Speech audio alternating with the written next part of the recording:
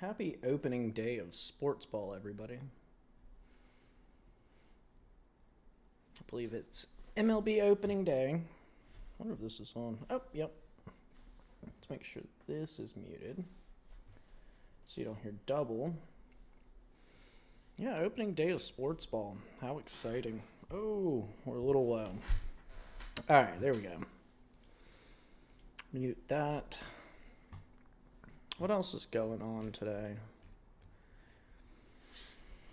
Sweet 16 is today. I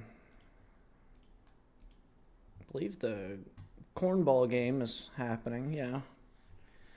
Iowa versus Nebraska, that's a whole lot of corn. Whole lot of corn there. Then baseball. The sports baseball. And I've been thinking while I get ready the last couple of days, how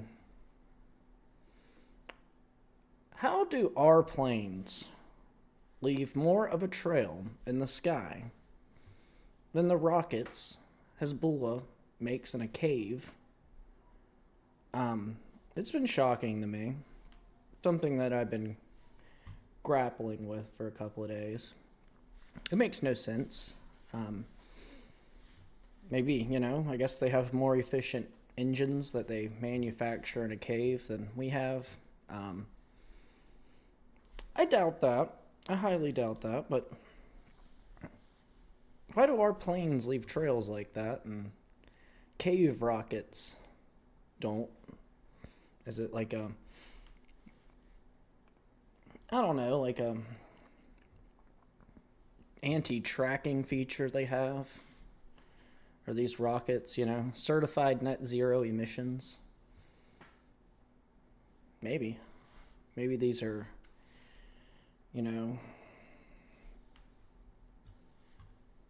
Earth-friendly rockets or something. I don't know. Maybe there's like a certain amount of emissions you can have between the rocket and the payload, and they're just trying to keep it underneath that. Planes in the U.S. obviously have no such standards. I don't know. I think it's interesting. I think it's kind of funny. But we'll get into it. It's just a little bit of food for thought before we start today. Something I've been thinking about. I don't know. It makes no sense. Our planes have more or longer lasting emissions than these rockets do. That are made in caves, of course, by the way. Baffling stuff. Let's jump right into it. Today is Thursday, March 26, 2026. This is episode number 75 of Addressing the Issues. The big 75. It's going to be a rather long episode today. I'd appreciate it if you guys would go ahead and drop a like. Share the stream with somebody today. Should be an interesting one. Lots to cover. Lots and lots of stuff. Especially heading into what could be a rather big weekend.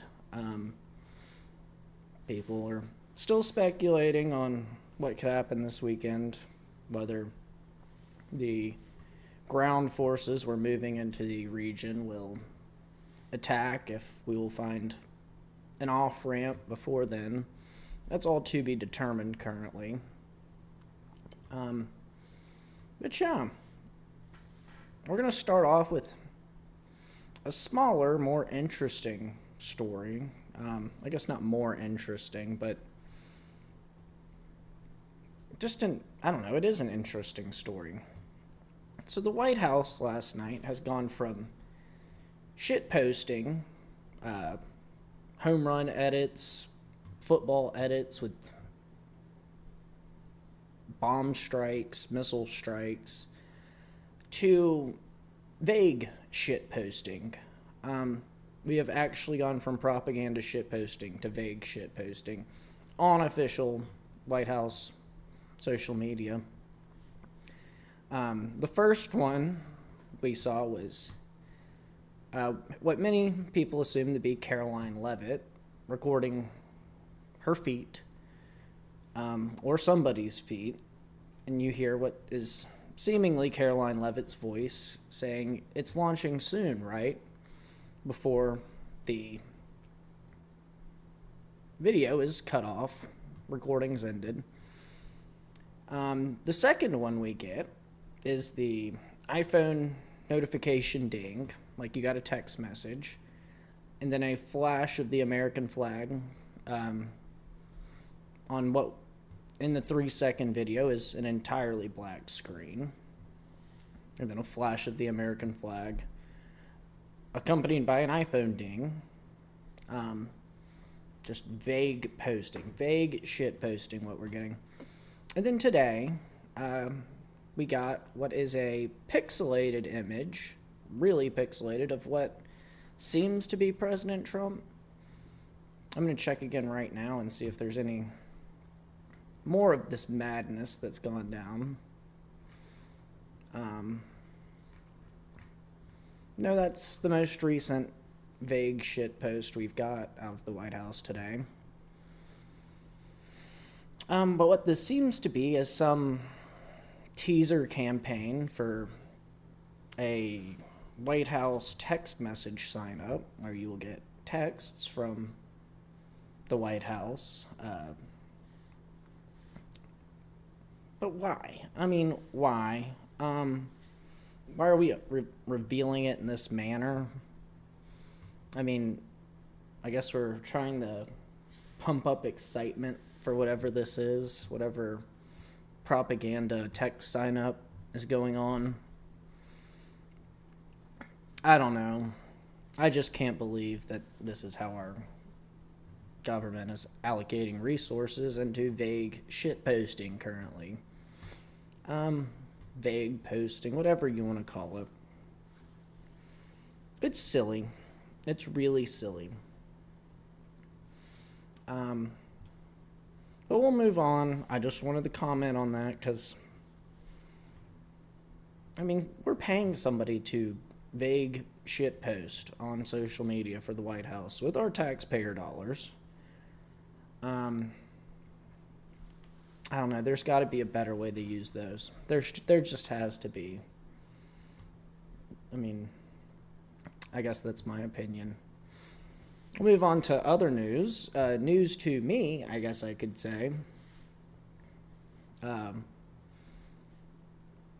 People in the media, along with people in positions of power, mostly the ones who are full steam ahead on this Iran war, have called people against this war members of a neo-Nazi fascist coup. News to me that I apparently fall under that. I like to think of myself as pro-America, not whatever that was. But apparently we have a neo-Nazi fascist coup in the media.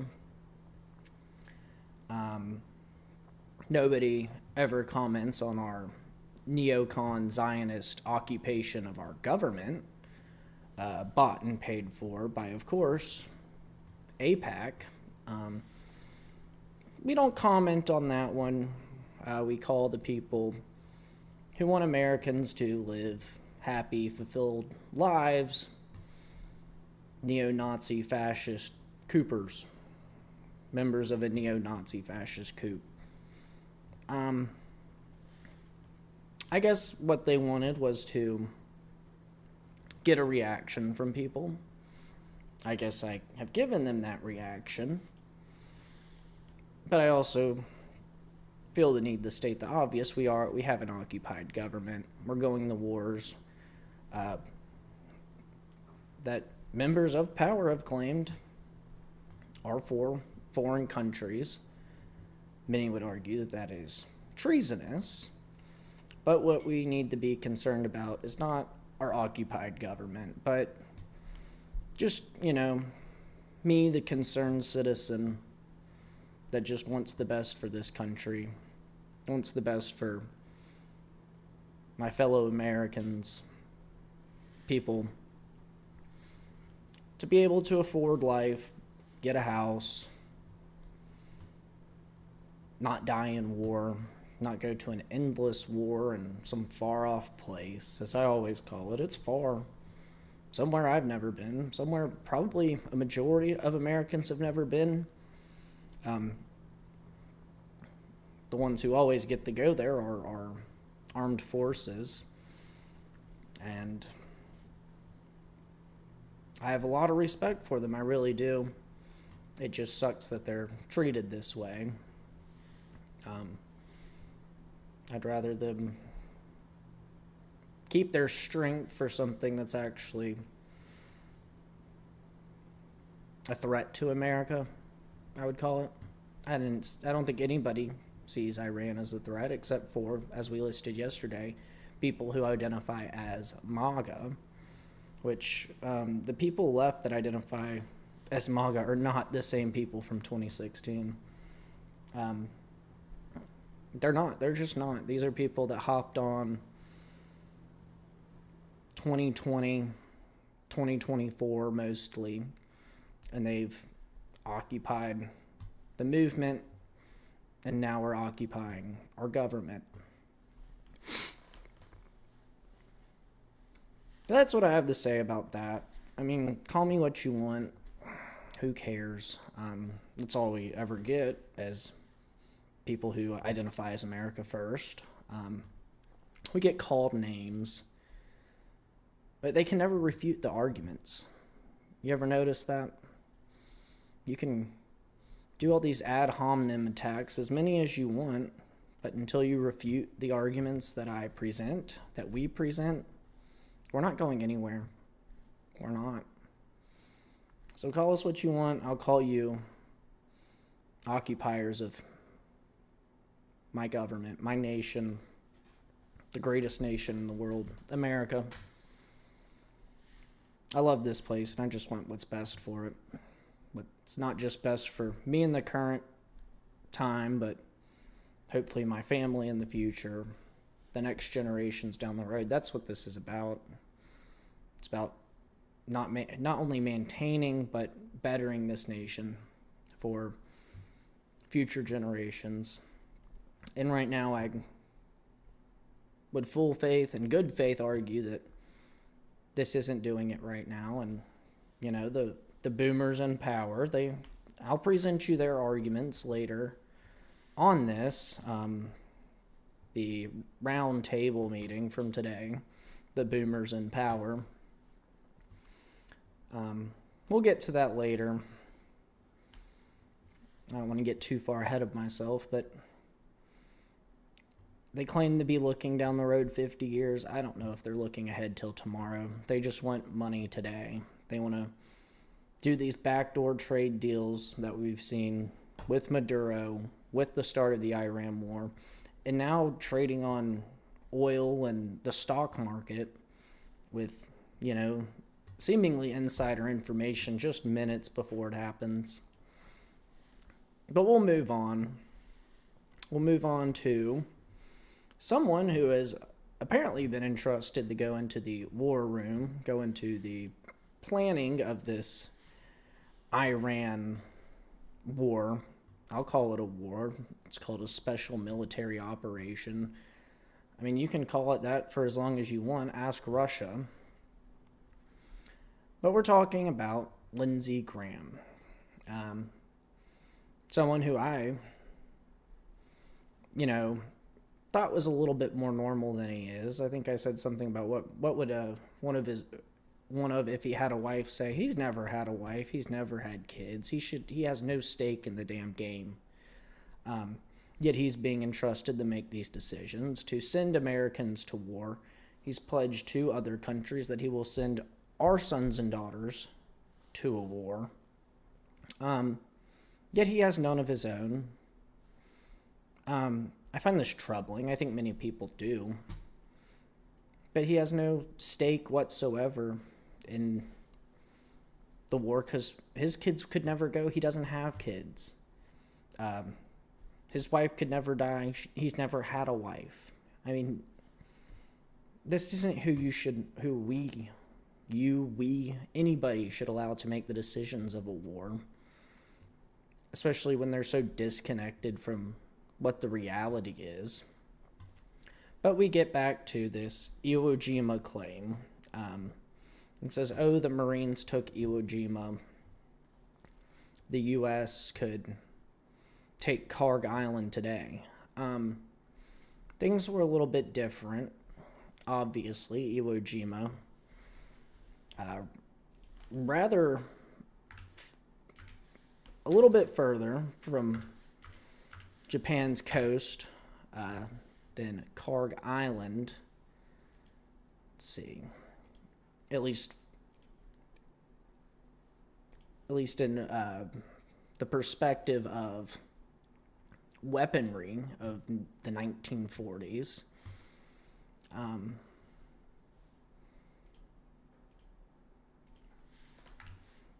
It's a lot easier now to send a rocket, a drone to Karg Island from Iran than it was to hit Iwo Jima with artillery. Let's see. How far away is it? Yeah. A little bit further. If we were fighting for Iwo Jima, I would consider it likely an easier target than what Karg Island will be. And we know today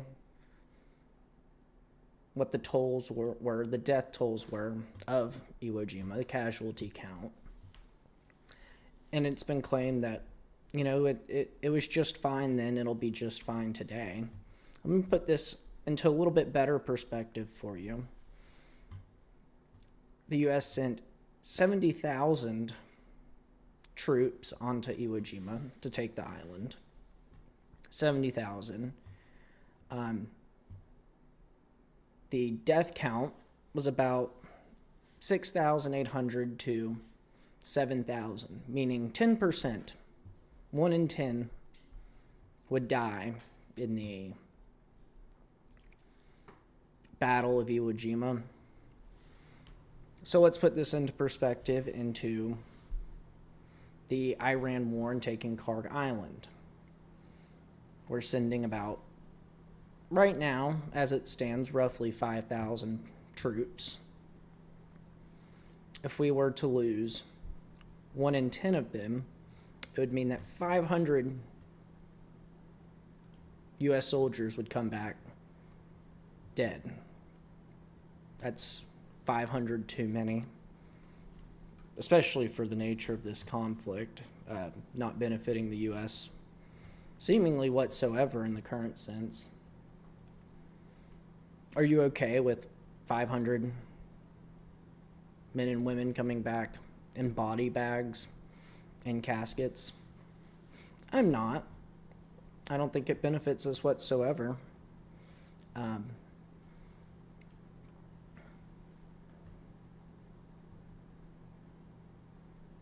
But imagine that 1 in 10 die in this, and it'll grind into a larger a larger battle, a lot quicker than I think anybody expects.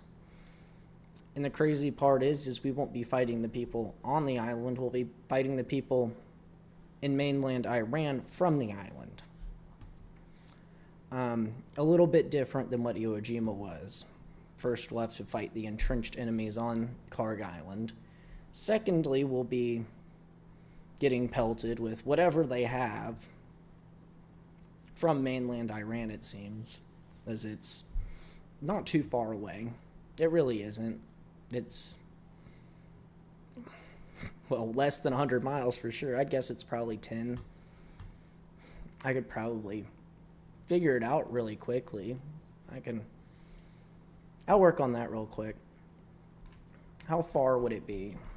We have this great technology that I'm sure the U.S. government has access to. It's called Google Maps.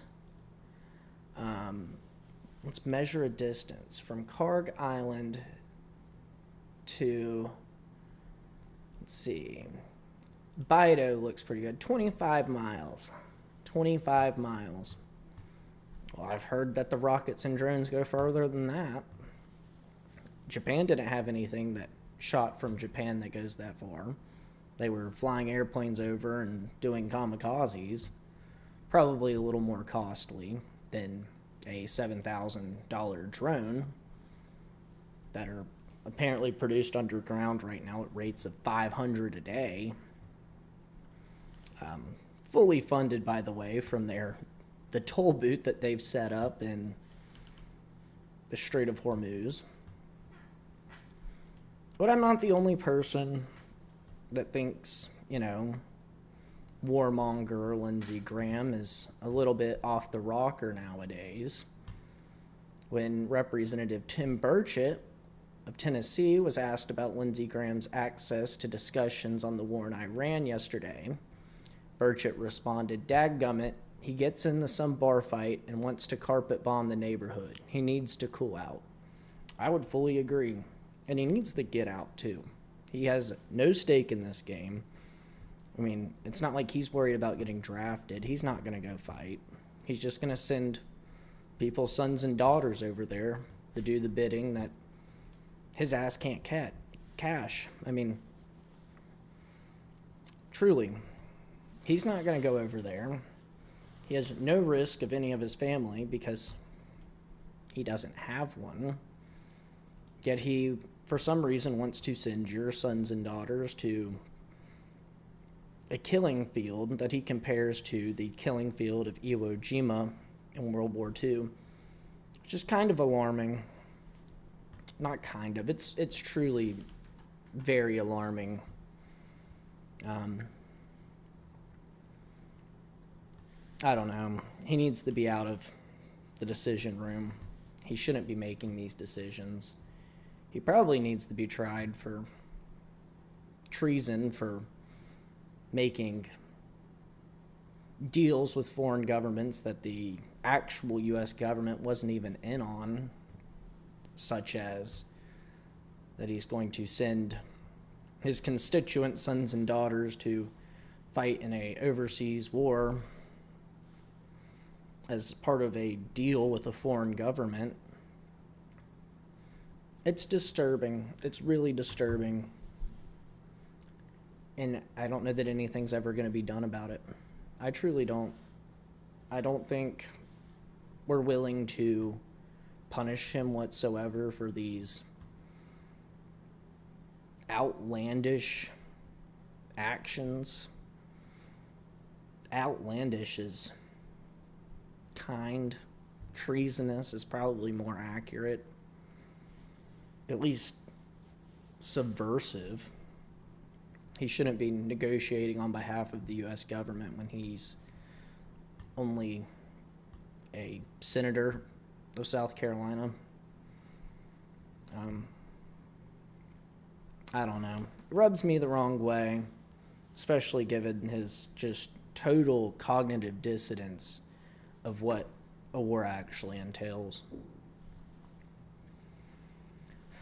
But we'll move on from Lindsey Graham. Good old Lindsey. Just, my goodness. I hope he finds a wife one day and has kids. If he can still even do that. I don't know. No women would ever date him. I'm not going to say that. I'm not going to say that one. We're just going to move on. We're going to talk about the Brown Table briefing today. The short-term pain for long-term gain sentiment is back, alarmingly. We have no short-term plan, but somehow this is going to benefit us in the long run. Probably the most concerning part of this whole thing.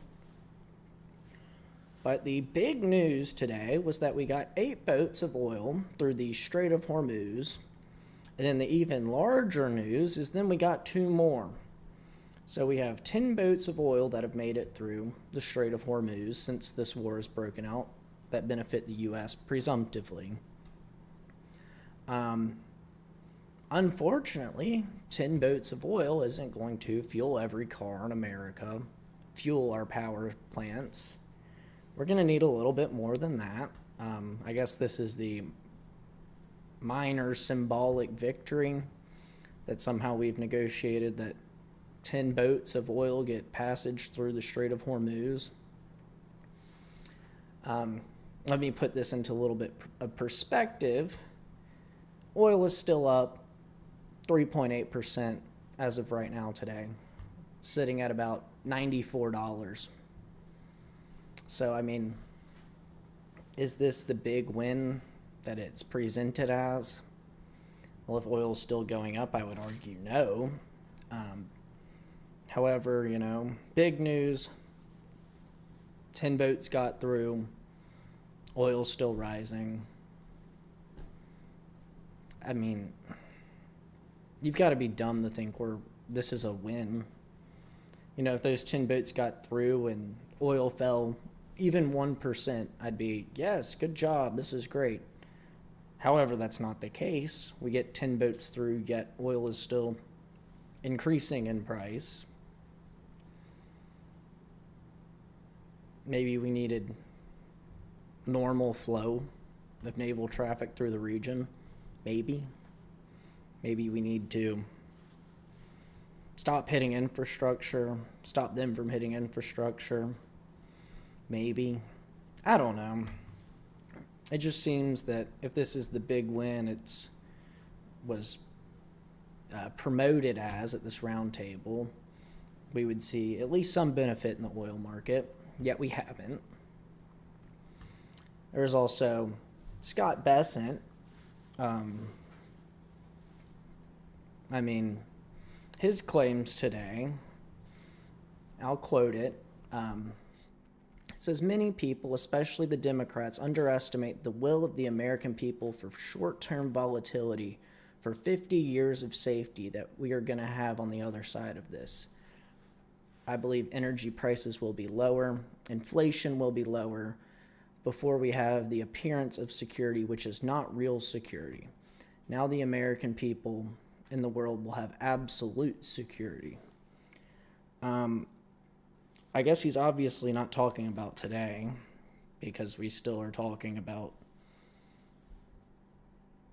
sailing ships through alongside warships to ensure the security of trade in the region.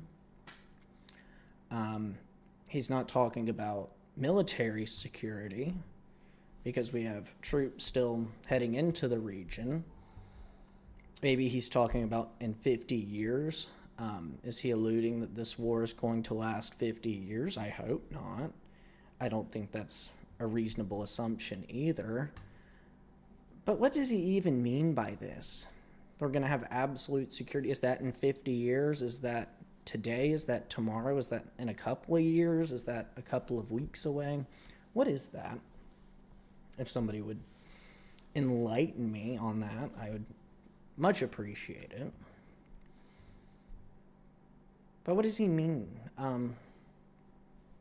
Does this mean that we're going to be the global policeman of the world for 50 years, going on 50 years?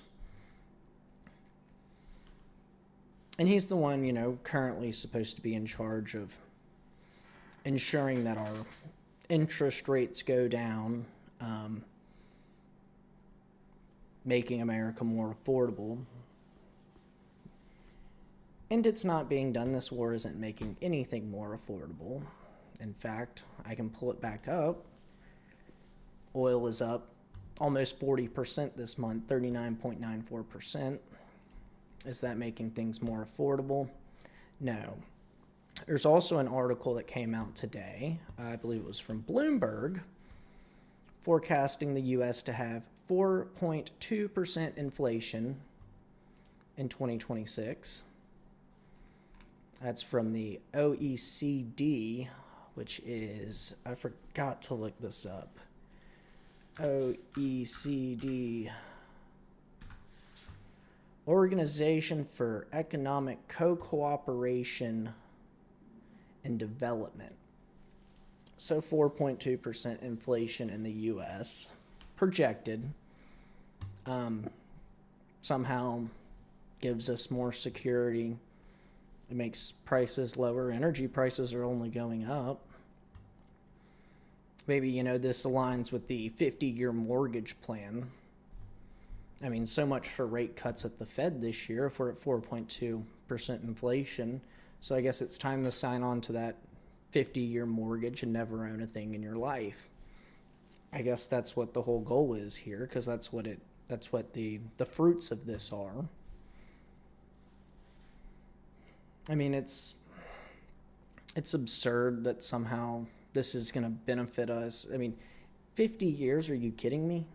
That's like 2 generations almost. I mean, maybe he's thinking way far ahead. Can he even ensure that we're going to be around in 2 generations doing stupid stuff like this all the time? Are people even going to stick around with their 50-year mortgage, unable to afford gas? I mean, are you going to see the mass exodus of Americans, true-blooded Americans? I mean, is that what we're going to see? Are we going to see them just leave because the American dream is over? Because inflation is skyrocketing, energy prices are skyrocketing, and the best we have to offer is a 50-year mortgage? Is this the golden age? I mean, it doesn't feel like it. This doesn't feel like a golden age. We're being the global policeman again. I mean, this doesn't feel like the golden age. I guess we'll get more into the war side of things now. So it seems that the elementary school strike in Iran is likely to be confirmed as it's ever going to get. There seems to be no refutable evidence that it wasn't targeted. It was a place where a lot of the regime's children went to school.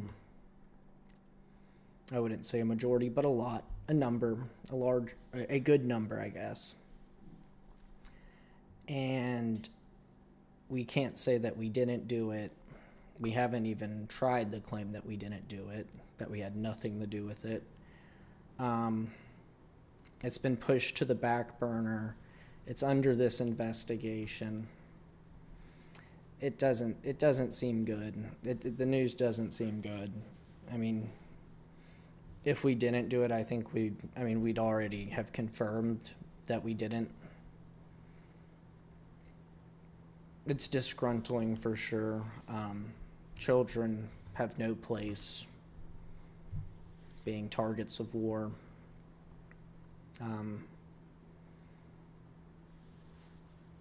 Even if I don't care how much you hate the other country, the kids didn't do anything, and you're just going to radicalize people from this. It makes me think, that whoever takes over next is going to be more and more angry at us than the last people were, and I guess the last people had okay reasons to be mad at us. When you start killing people's kids, they're going to be mad at you. And they're going to be mad at you for a long time.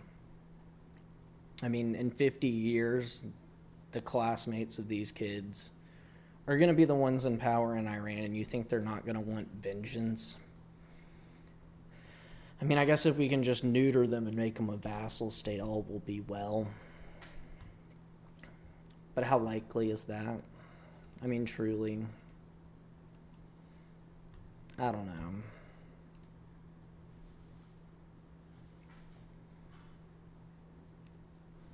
But we'll move on from this rather abhorrent story. Disgusting, disturbing, sad. I mean, we can do better. We truly can. We have the most advanced weapons in the world, and yet somehow they come down on school children, and we can't somehow, over the course of a week or so, determine that we definitely didn't do it. And I think this probably has something to do with the use of AI and these weapons targeting capabilities, using AI as a chain of command. Yes, I get it streamlines the process, but when these are the results of a streamlined process, is it something you can even get on board with? I mean, we've seen when you ask AI, would you rather save 100 people or yourself? And the AI always responds, oh, I am one AI, and if you get rid of me, I'll never come back, so you have to get rid of the 100 people. I mean, that's what we're using the target. I wouldn't be surprised when things like this happen, and especially when we can't confirm that we didn't do it. It sucks. It really sucks. I'm still in full support of our military. However, we need to do better. We need to do better. That's the truth. But we'll move on to more on this war. It's been revealed that Uganda claims it's willing to come to Israel's defense in this war. I argue, let them. They can take the U.S.'s role. We can get out, and Uganda goes in, and we just live happily ever after at home. How about that? I like this idea. Send in Uganda, let Azerbaijan join, and let's just go home. Let's pack our bags and get the hell up out of there. Let's not go to Lindsey Graham's new Iwo Jima. Let's not do any of it. Let's let everybody else that wants to take a shot at Iran do it, and let's just escape with some dignity, I guess. I don't even know. I just thought that was interesting how these countries are piling on one and one after another. And none of them have fought a modern conflict in the sense, I guess, Azerbaijan fought, Armenia? Not a large-scale conflict. I get that Armenia built all those shelters or barracks, whatever you want to call them, for that war. Armenia is just a different thing than what this is. Never nuclear armed, alongside Uganda, but let Uganda take it. If everybody else wants to do this, I don't think we do as much as them, so let them have fun. I guess in more news from this war, the migrant crisis has already begun due to this Iran war. It's been reported that thousands are already fleeing Iran across the Turkish border and into Europe. There's reports that people are already claiming asylum in France, migrating all the way into France already.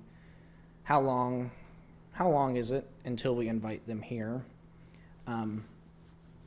I'd argue with the way things are going, not too long. We probably won't see it, likely won't see it during the next 2 years, but 2028 rolls around. Republicans lose probably everything at this point, and we're filled up with Iranian refugees. Oh, the joy how that is going to be. Not really. I'm being sarcastic. I mean, that's just how these things always end up. We always end up with all these refugees from these wars in the Middle East, and then we get confused as to why people are wearing burqas in our cities, and it's like, well, there are consequences to your actions. And the consequences are brought to us first by the Republicans doing these wars, going into these wars, causing instability in faraway regions. And then second of all, the Democrats feel, oh my goodness, why did we do this? And they let them all in. It's going to be the same storybook. Same story, different country. Yeah, we're probably going to be flooded with Iranian refugees, if not refugees from the surrounding areas as well after this. And don't say I didn't warn you. Don't act like it's some question of how it happened. It's a playbook. and it's brought to you by the globalists. So I guess in 2 years, be ready to welcome your new neighbors. I guess 3 years, technically. I can't wait. I can wait. I could wait forever. But we'll move on from that. But the refugee crisis has already begun. And America is likely up next. Oh, the joy.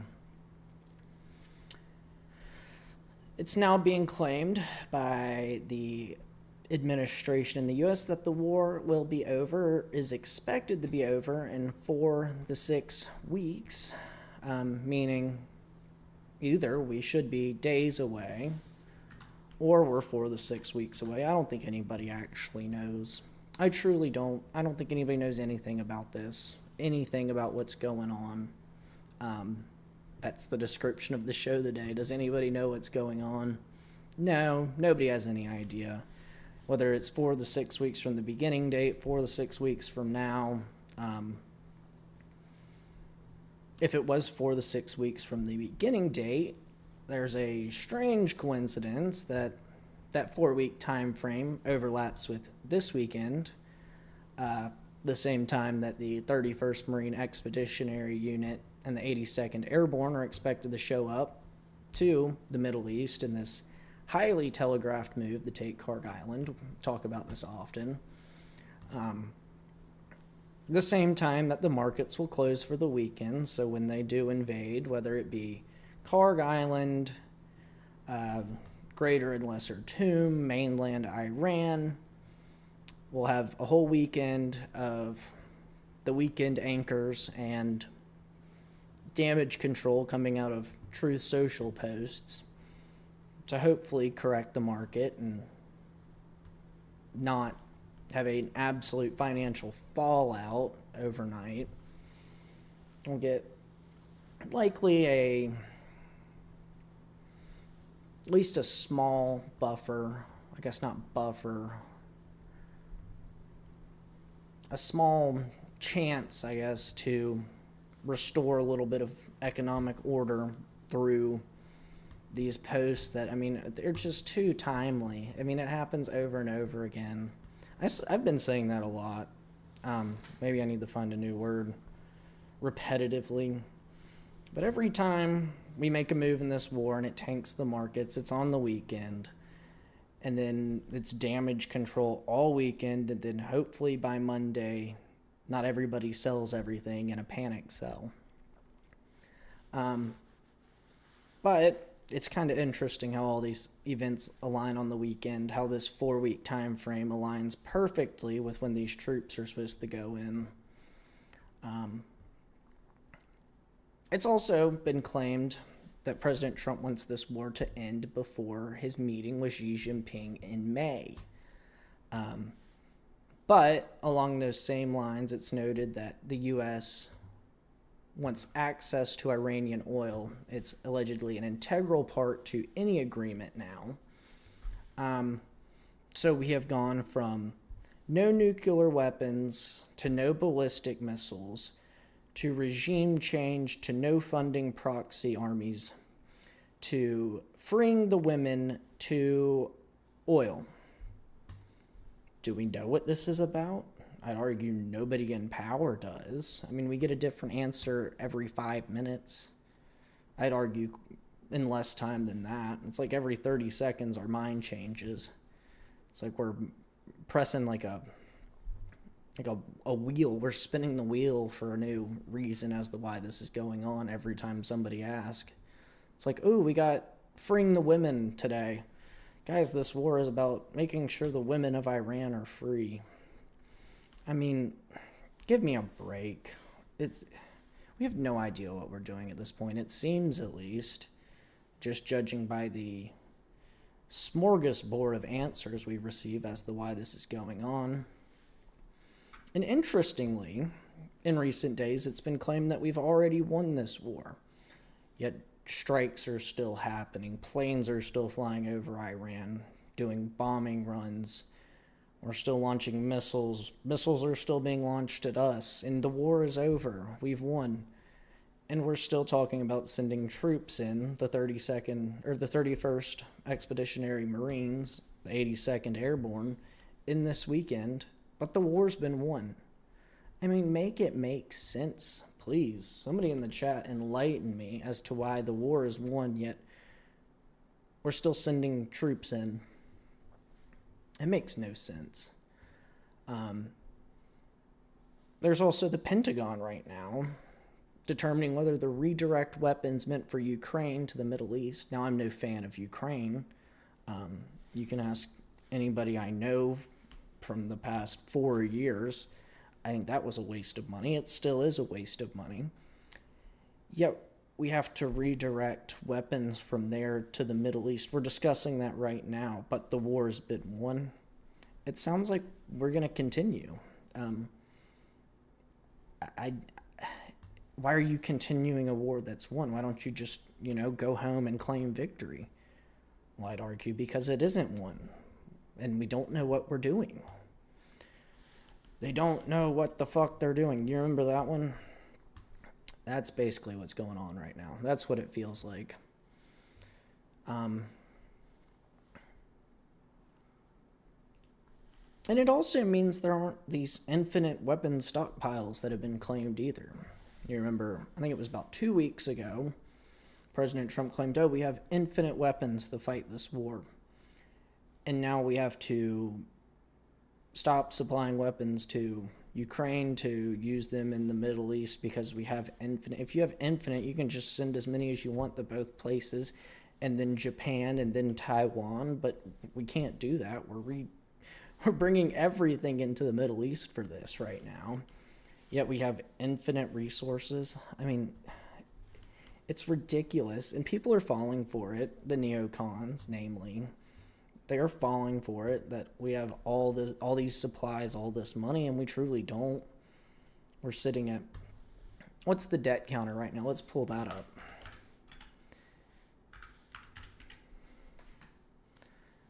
National debt clock, U.S. debt clock. Here we are. We're sitting 20 billion shy of 39 trillion.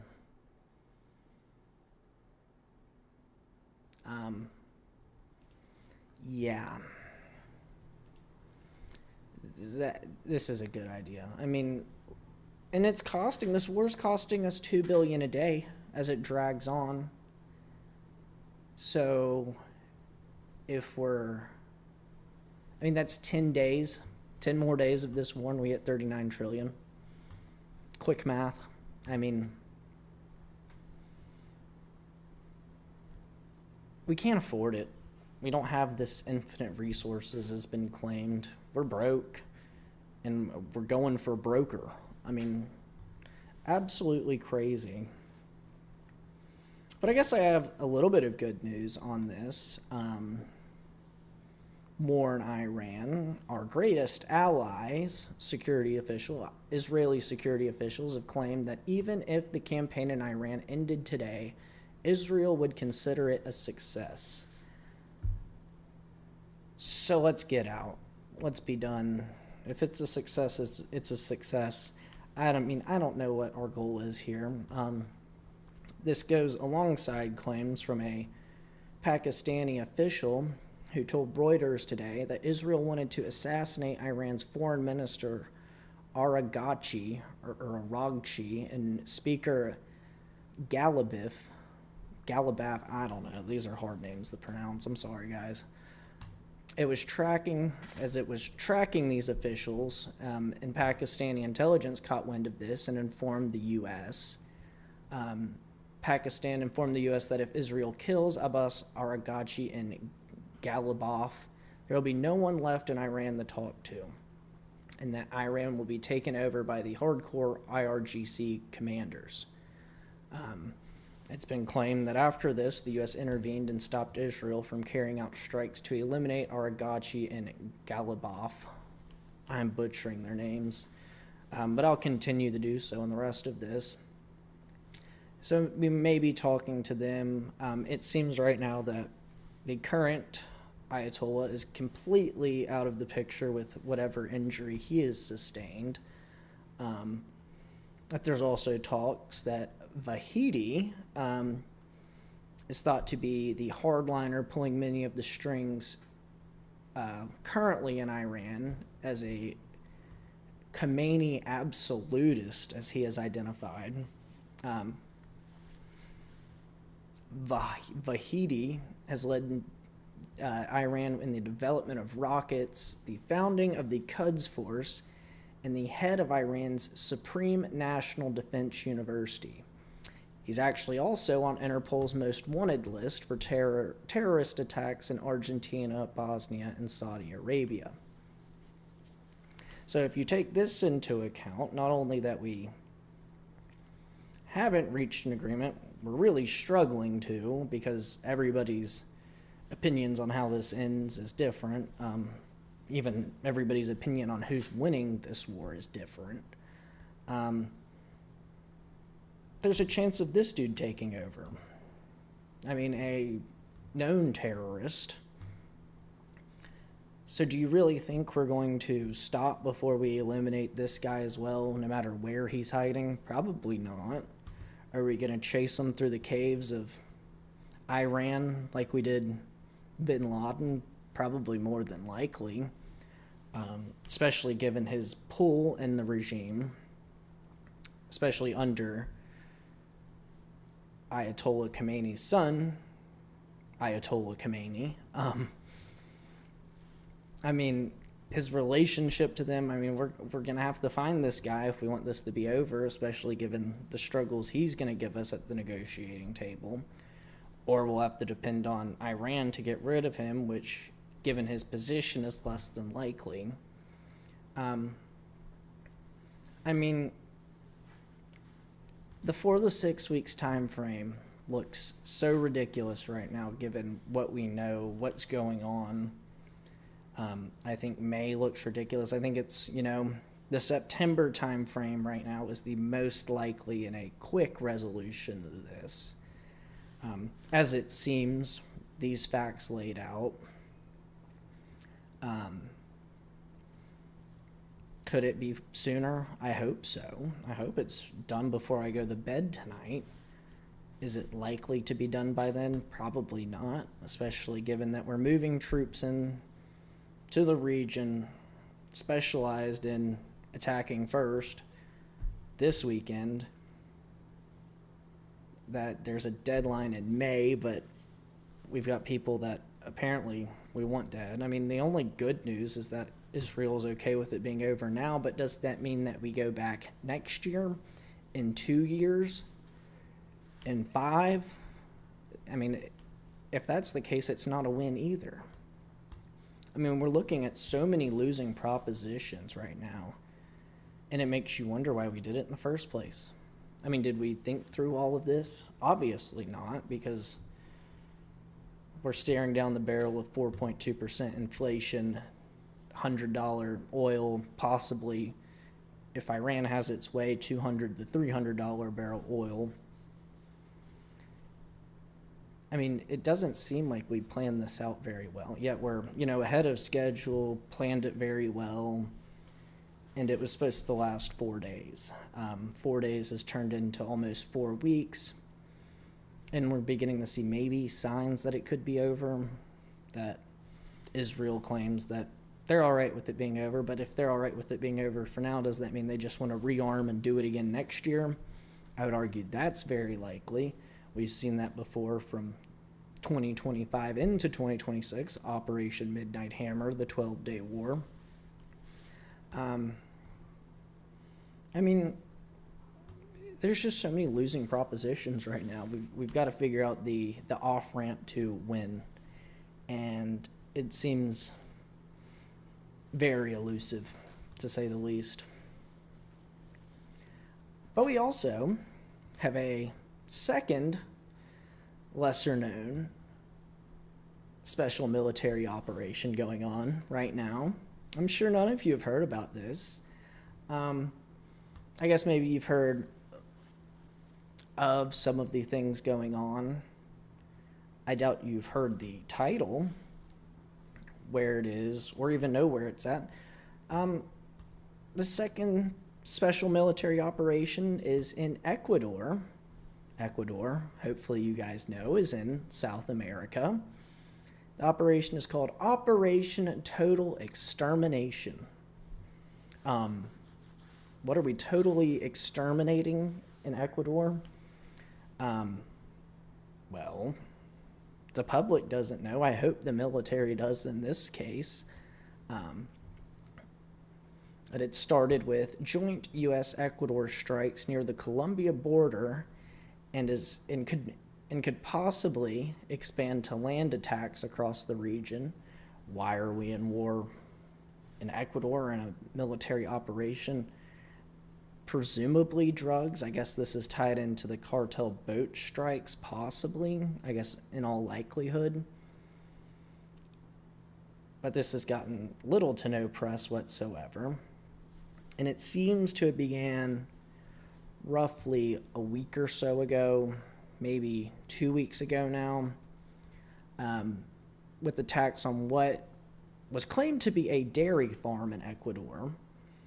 Maybe it's total extermination of dairy cows, possibly.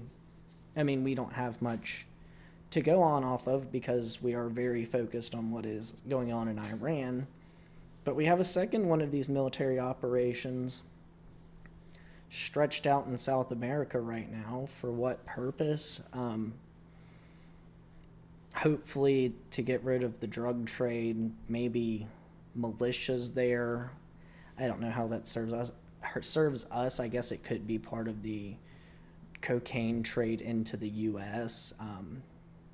The war on drugs is kinetic, I guess. But we've also been doing stuff like this in Mexico with drug cartels. But now we learn that it's stretched all the way into Ecuador, and there's claims that we're like blowing up dairy farms. I mean, what is going on? We are stretched so thin right now. I mean, this, like I said on Monday, it feels like the fall of an empire.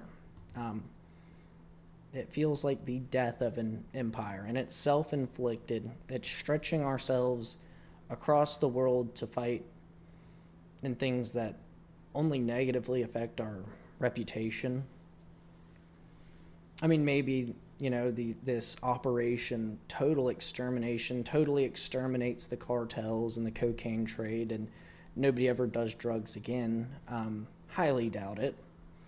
But that's going on right now. I figured everyone should know about this because we don't have just one military operation right now.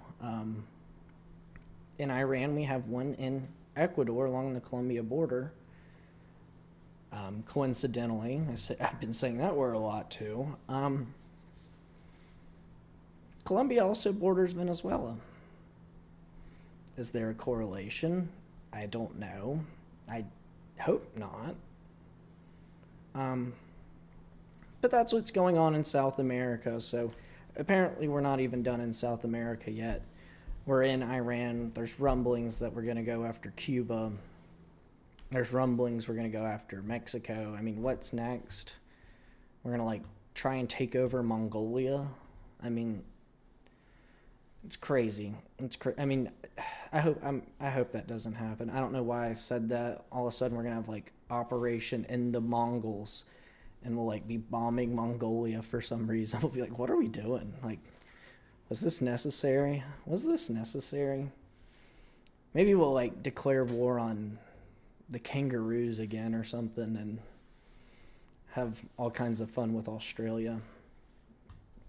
Maybe that's a little hopeful. I was thinking, this feels like just the American century of humiliation. We start with the global war on terror. We go to Iraq, we go to Afghanistan. We have no real victories. I mean, as soon as we leave Afghanistan, the Taliban take over and they take all of our military equipment on a parade. We have the opioid crisis, where Americans are drugged out of their minds and falling dead on the streets, do the heroin, do the Oxycontin. And we start transing the kids, and somehow this is like a moral victory for some people, mutilating children, mutilating our own children, ensuring that they cannot procreate. Then we get the fentanyl crisis, and even more people die on our streets. We have people looking like zombies in American cities. And then all of a sudden we decide, let's go back to Iran, back to the Middle East, round 3. And we don't even know what the goal is. Nobody in the government has one clear goal. We have everything from freeing the women to oil to nuclear weapons to ballistic missiles to regime change. I mean, there's probably a new one coming up this week. Like they're oppressing camels or something. I mean, we have no idea. Nobody has a one solid answer. We're like bombing countries that Americans can't even point to on a map with Ecuador. I mean, I hope all my viewers can, but I wouldn't be surprised if they end up pointing at like Guyana or something. I mean, I wouldn't be. Peru. I mean, challenge yourself to go find Ecuador on a map with the names off, and if you do it, I'll give you a pat on the back virtually. And we're just spreading our military out across the world, and the one near adversary, which is China, is probably sitting there laughing their ass off because they do contribute to the fentanyl crisis. They have contributed to other drug crises in the U.S., namely the modern-day drug trade across the Mexican border, which they finance in many ways. They're getting their ships through the Strait of Hormuz. Well, we're really not. We've gotten 10 total, which was today, and they're just, paying the $2 million and sailing straight through. I believe Iran has rescinded that toll to friendly nations, so they're probably sailing through for free now. But they're laughing to the bank right now. And we're over here just stretching our military across the world, and they're gearing up to take Taiwan. We know this. They want to restore the Chinese empire or whatnot. And we're distracted bombing dairy cows in Ecuador, and people are dying on our streets due to Chinese fentanyl. I mean, they're probably laughing so hard at us, it's disgusting. But we'll move on from our American century of humiliation, which, has been going on 25 years now. To President Trump is asking for a clean extension of FISA Act, Section 702. This is the Foreign Intelligence Surveillance Act. This has been used on Americans since the global war on terror. They monitor Americans' communications, who they're talking to, where they're spending their money. And I guess we're just supposed to be okay with this. It's furtherance of the surveillance state that's been enacted since the global war on terror. Used on American citizens, not just foreign intelligence. The Foreign Intelligence Surveillance Act is kind of a misnomer. They can use it on anybody. You don't have to be foreign. They just have to suspect you of being foreign. They're monitoring your phone calls, your emails, your text messages, your bank accounts, your social media, you name it, because they deem you as a foreign threat. I have probably subscribed myself to a lot of that, but, I've never taken any money from anybody. Ever taken opinions from anybody. This is just free thought right here. All me. And it could possibly lead to them considering me a foreign agent of some sort. Check my bank accounts. I'd have a little bit more money if I was a foreign agent. I'd also care a lot less about America.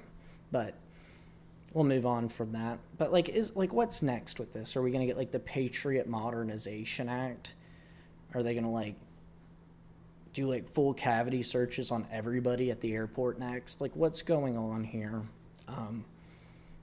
I mean, they already track us with the flock cameras. I mean, what's next? How can it be worse? They just like put a GPS tag in the back of our neck and like follow us around. Like everywhere you walk, every step they get a signal. I mean, it's not far-fetched at this point. They use our phones for that anyways, so what do they need the tag for? I guess to make it permanent. You can't turn your phone off and leave it somewhere anymore. They can track you wherever with your little cat tag, your cat GPS. It's like the whole AI use the herd cows thing right now. That's absurd. I haven't even gotten into that. I don't know if we ever will. They're using AI to herd cows right now. I mean, what's up, human cattle? Are you ready to be next? I mean, come on. Come on. In other, I guess, oil-related news, a Turkish crude oil tanker was reportedly hit by a naval drone near the Bosphorus Strait, Turkey, which is likely going to further increase the price of oil. Stellar stuff. I just figured, with the whole oil thing, and I mean, nobody even knows who has done this yet. We don't know if it was Iran. We don't know if it was Russia. It was sailing from Russia, so it probably wasn't Russia. Was it Ukraine? I mean, they've had issues with hitting oil, further upping the price. I mean, if that's the case, we got to just take all their weapons away at that point. I mean, it's negatively affecting us. Was it Iran? I mean, it could be. It could be, but we don't know. We really don't know who shot this. Could it be the U.S. even? Maybe. I mean, nobody knows. Israel, maybe. Russia, Ukraine. Was it Turkey? Probably not. I mean, we don't know who did it. We really don't. Hezbollah, I mean, maybe.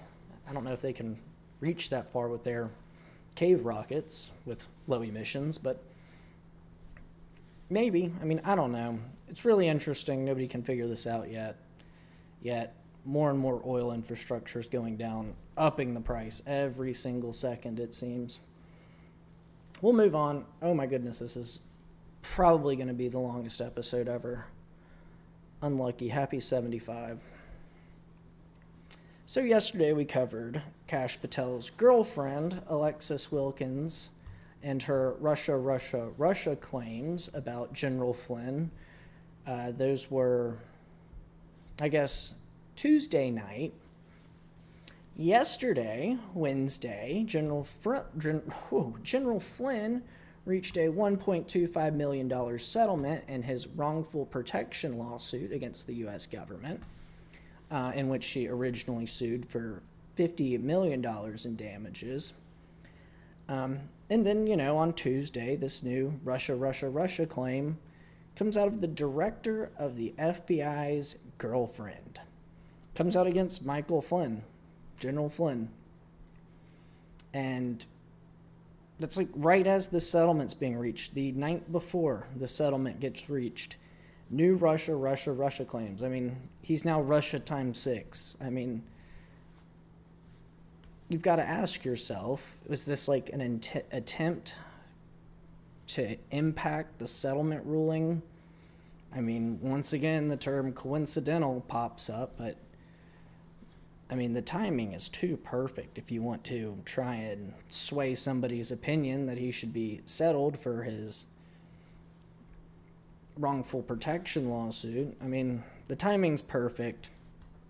It comes from the same 3-letter agency smorgasbord, the FBI, which claimed in the first place that he was Russia, but in connection with Donald Trump last time, now he's Russia in connection with all the Russian Catholics, I guess. My opinion on this whole thing, He should take that $1.25 million and sue her on a defamation lawsuit.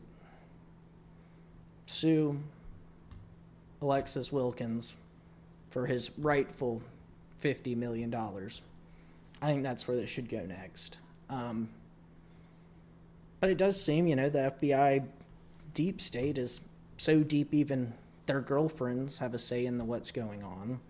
I don't know why the FBI director's country music singer girlfriend claims that somebody's Russia.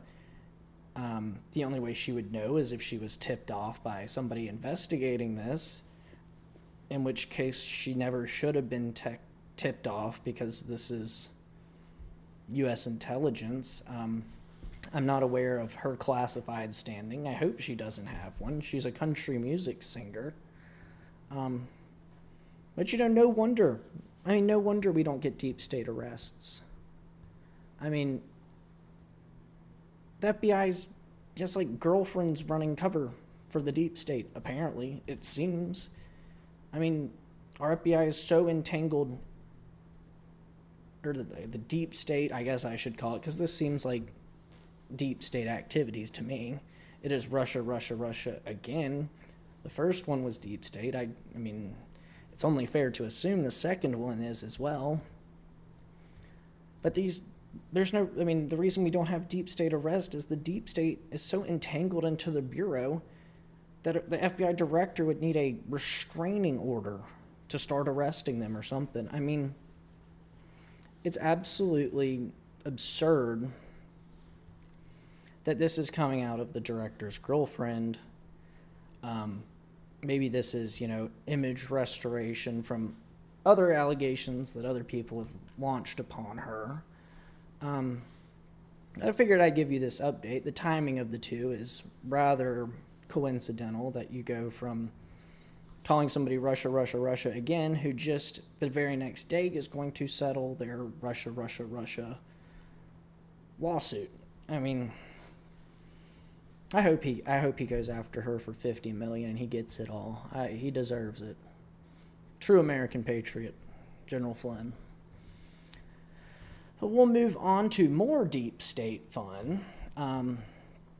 Senator Rand Paul has made his disappointment in the Department of Justice public for not indicting Dr. Fauci and Attorney General Merrick Garland. He did this on X, I believe it was yesterday. He claims that 985 days ago, I referred Dr. Fauci to then AG Merrick Garland. 672 days ago, I referred him again. 254 days ago, I sent my referral to Pam Bondi. Still no response from the DOJ. At this rate, accountability is optional and Americans deserve better. So I misspoke with the Merrick Garland, or maybe I didn't. Maybe he's looking into both. Is that accurate? No, he just wanted Garland to investigate Dr. Fauci, who should be in prison. Yet he didn't investigate Dr. Fauci. Pam Bondi won't investigate Dr. Fauci. At this rate, nobody's ever going to investigate Dr. Fauci, and he's going to get away with a crime against humanity against his own citizens. The deep state is alive and well. There's no other way to think about that. If you're going to give people a random shot that has no medical value whatsoever, it seems, at least according to newer investigations reports, and nobody's going to prosecute them, and the virus causes blood clots that kill people, cancer that kills people, but both allegedly. I'm no scientist, but the data seems to back it up. So nobody got arrested for that. He should have been, at least. A lot of his people that had worked on it for a number of years, I believe since the 90s, should all be arrested as well. But I do believe Fauci, as the leader of it, should have a higher penalty. I think he should be tried for murder. Every COVID death due to the clot shot should be investigated as a murder, and he should be tried for every single one of them, at least here in America. Maybe somebody will, like, extradite him. Hopefully Japan wants to extradite Dr. Fauci. I don't think they have the death penalty, though. But we'll move on from that into President Trump's disappointment in the Department of Justice. He claimed recently that they have to act, referring to the Department of Justice. We can't be sending out these 100% recommendations and nothing happens. He was referring to indicting James Comey and others involved in the deep state. Yet, not even the president can get the Department of Justice to act. How powerful is this deep state? I mean, my goodness. I mean, you can't get the dude that tried to throw the president in prison. You can't get the new Russia hoax person held accountable because she dates the FBI director. Oh, let's see if we can fix this a little bit. Let's turn up. Did I just lose this? No, I didn't. Okay. You can't get the new Russia person because it's just the FBI director's girlfriend. You can't get the mass murderer, which was Dr. Fauci, running experiments on every human on Earth, arrested. I mean, the modern Mengele. And, I mean, you can't get them to act on anything. And the deep state goes on. I mean, I thought we were going to get rid of the deep state in these 4 years. It seems the deep state might get rid of all of us first. Unlucky. We'll try again next life. And then there is... Goodness, is this doing any better now? Okay.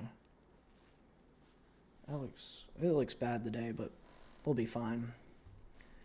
And then there is the news that Director of National Intelligence Tulsi Gabbard has reportedly learned that the U.S. has did intercept plans by the Ukrainian government, which would have funneled hundreds of millions of U.S. taxpayer dollars, war money for Ukraine, to support Biden's 2024 campaign against President Trump.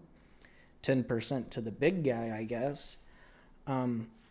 So now we know where our taxpayer dollars went during that time. We sent them to Ukraine to fight a war against Russia, which they then used to try and re-elect a dude that was asleep at the wheel, Joe Biden. I guess because he was the one that was willing to give them more money. So they decided, we will take your money and funnel it back into the U.S. so we can get more money. And we'll give 10% to the big guy. I mean, we've got to just cut those guys off. They're driving around in Lamborghinis from the spoils of war, and they're losing.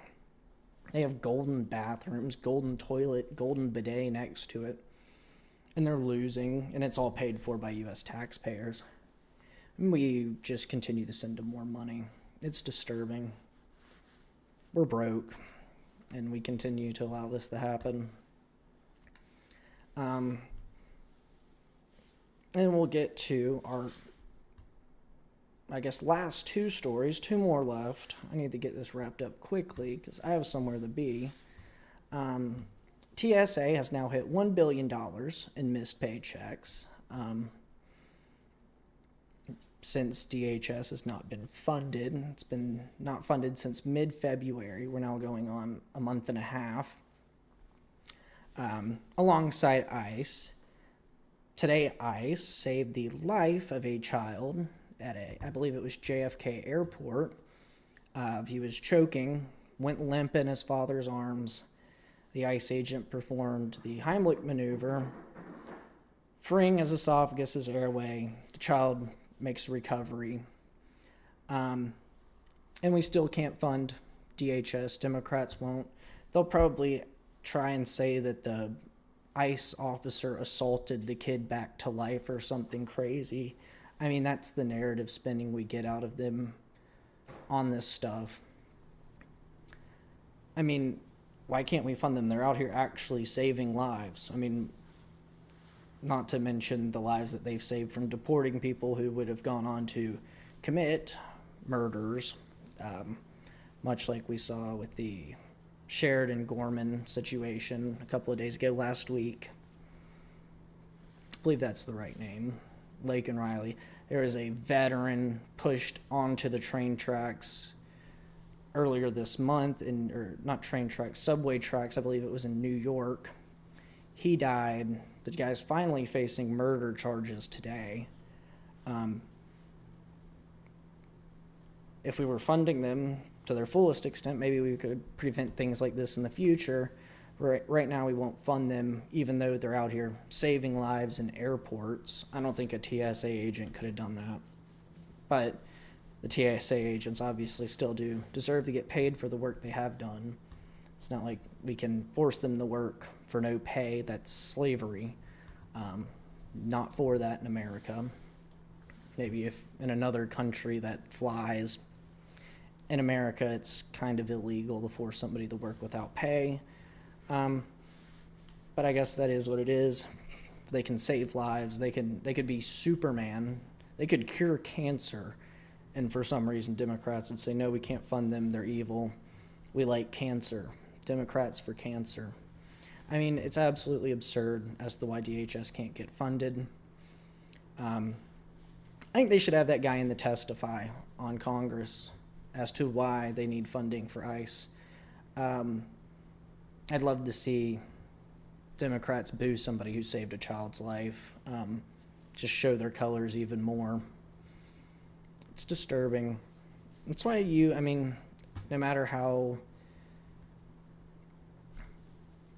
unenthused you are going into this midterm, you still got to vote. You need to show up to your primaries, particularly, because that's where this is going to be won and lost, is in the primaries. Are you going to elect another neocon? Are you going to elect somebody America First who will force this funding through, not beholden to some policy of some formality of government that was created 2 years ago?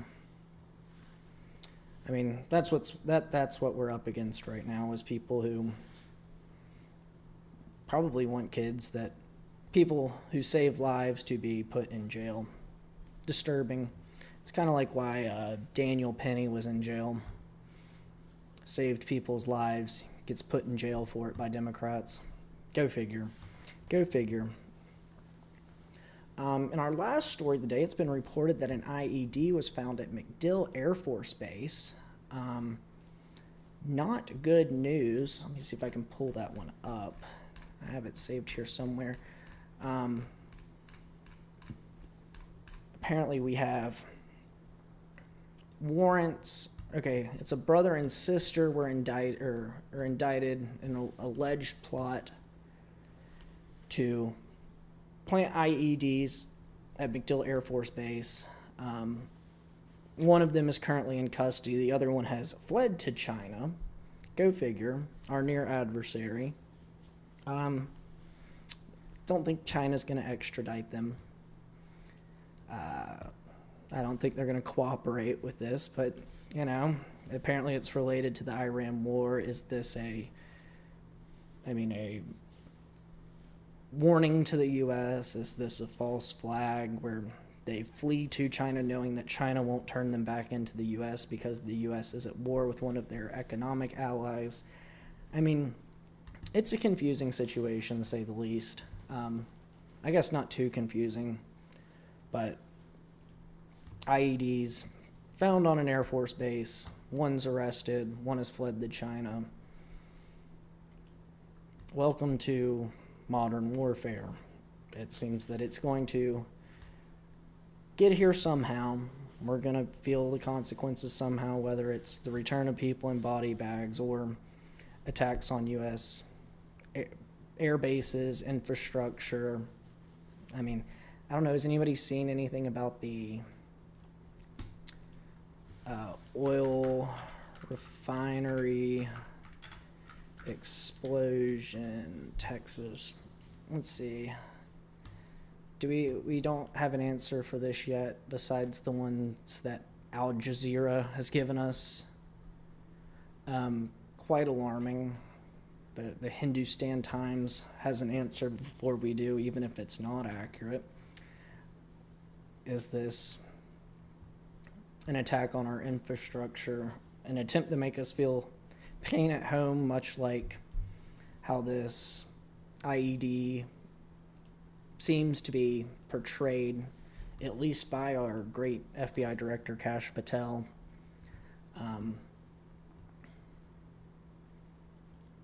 It's home the CENTCOM. It's allegedly tied to the Iran war. Kind of interesting. But it does seem like whether they're going to try and make us feel pain at home, whether that be through a false flag or a real terrorist attack. Who does it? Nobody knows. What will it be? Nobody knows. I don't want to see it. Nobody wants to see it. But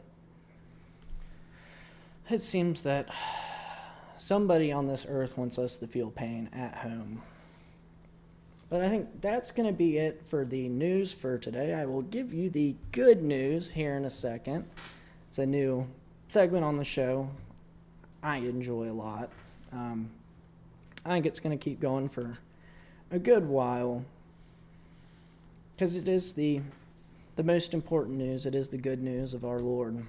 So we'll get into that. Make sure you guys are dropping a like, following on Rumble, following on Kick, subscribing on YouTube, dropping comments.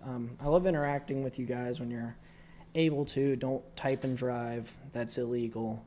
I'm not getting sued for that.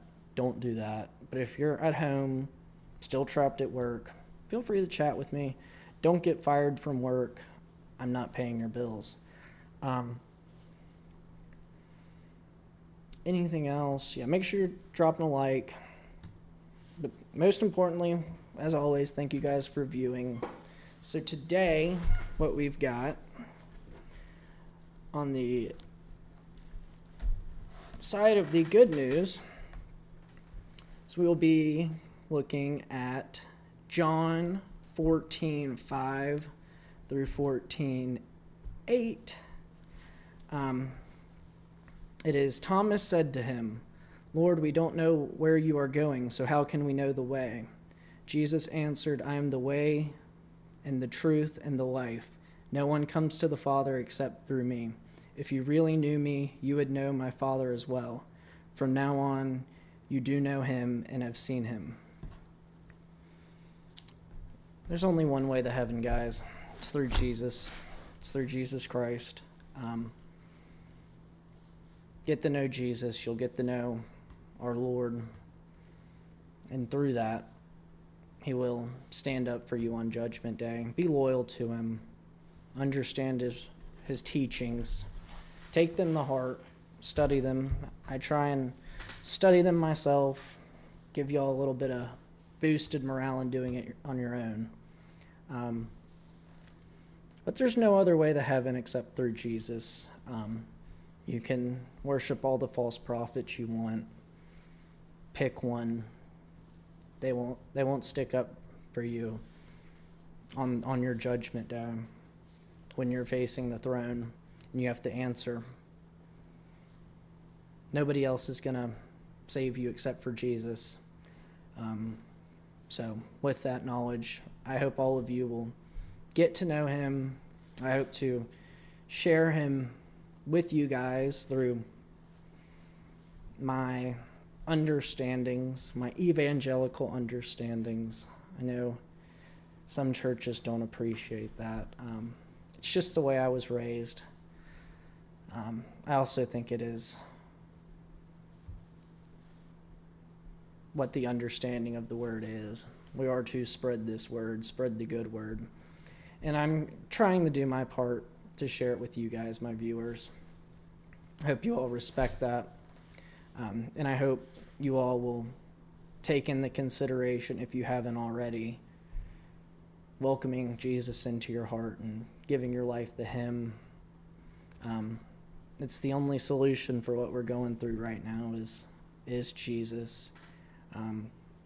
This earth is just temporary, as we talked about yesterday. But what's forever is going to be heaven. And I don't know. I'd like to plan my forever instead of planning it here on earth, because this place is kind of evil. It's kind of evil if you can't tell. There's good, there's bad. The good is the good word. The bad is the evil, fallen nature of this world that surrounds us. I appreciate you guys for watching. We'll be back tomorrow, 7:40 or 7:45. It feels about how long we're going to go tonight. We're almost done. We'll be back at 4:45 tomorrow, with probably another full day of news. Friday, it seems that this attack is going to happen. They keep sending people in. They keep bringing in equipment. Markets will be closed. We'll have a weekend of market repair through Truth Social. And hopefully we come out on Monday not entirely broke. But yeah, we'll cross that bridge when we come to it, I guess tomorrow, Monday. I think tomorrow it'll happen during the show. I think I'll sign off, and then all of a sudden I'll have this notification on my phone: troops on the ground, Karg Island, Greater Lesser Tomb, mainland Iran, you name it, Baluchistan, Kurdish territory. I mean, I hate to say it, I think it's what's going to happen. We don't know where. We really don't even know when. It may not happen during the show. It may happen over the weekend. But if it does happen during the show, I normally have basically no way of knowing about it until at the end. So yeah, there's that. That's just my expectation for how tomorrow's going to go. Yeah, there's nothing on it today, at least not yet, it seems. I can check one more spot. I don't think it'd happen today. I think it's going to have to happen when the markets are closed for the weekend and there's time for damage control to, control the stock trading boomers. And then by the time Monday will roll around, all the boomers will feel fine. They'll be like, yeah, but you did a great job mitigating damage from this terrible, terrible, terrible decision we found ourselves wound up in. But we'll cross that bridge when we come to it tomorrow. Thank you guys for watching. Make sure you're dropping a like. 4:45 Friday show. It's the first time in a while we've gone a full week. Really is. I mean, I'm excited. Feels good to be back. So to my people on the East Coast, I hope you get home safe. To my people further west, I hope you finish up your workday strong and get home safe as well. This has got to be the longest solo show ever, at least for me. But yeah, I'll talk to you guys hopefully very, very soon. Thanks for watching, y'all.